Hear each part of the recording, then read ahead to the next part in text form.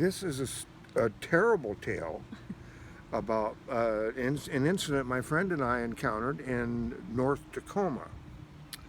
His name was Jerry Ripito, and he was a white guy, and he had a fro this thick, and he went up and had a trim up at the cosmetology school when his wife was going to school. The lady said 39 years. It was the thickest hair she'd ever seen.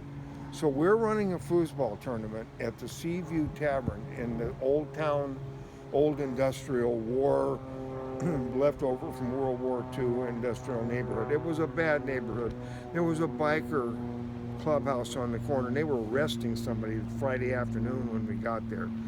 So Saturday, about 11 o'clock, midnight, we're taking a break, and then we're going to slip into the semifinals.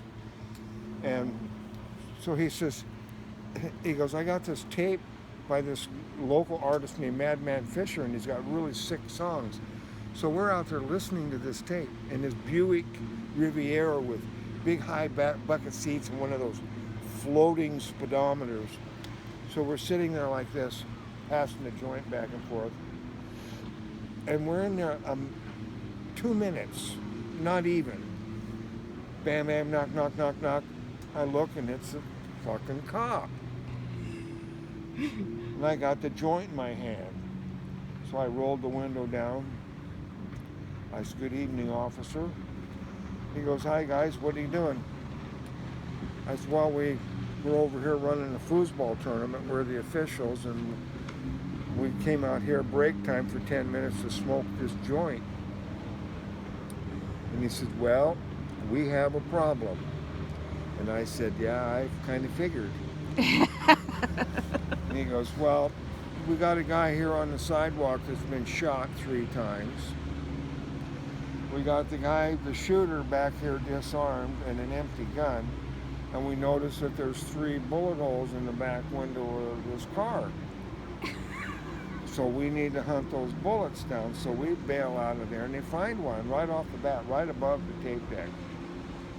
2 inches. It had shot me in the fucking hand, passing the joint back and forth. Or Jerry. Then they find another one up above the sun visor. And the third one, it hit the frame on the window. And they didn't find it. So, I mean, we're out there 45 minutes. We're going to be out there at 10. So I told the cop, I said, officer, I'm Bill, and this is Jerry, and we're the officials at the foosball tournament across the street at the Seaview Tavern. Unless you have some formidable objection, we'd like to go over and continue our efforts because we've got 300 impatient people that don't know where we are. And as if you want us to come and give ourselves up, just wave at the door. Otherwise, you can look at the car all night if you want to. So we come back in. A couple hours later, the cop comes over, waves Jerry over and gives him the key back, said we never did find the bullet. But they had attempted murder and shit to look a lot better than a bullet chaser. So we went play foosball till 3 or 4 in the morning,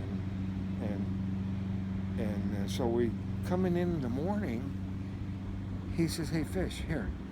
He hands me this piece of metal that looks like when you're chewing on your eraser in grade school, and you get that metal all chewed up there in the flat. Yeah. It looked like very similar to that metal.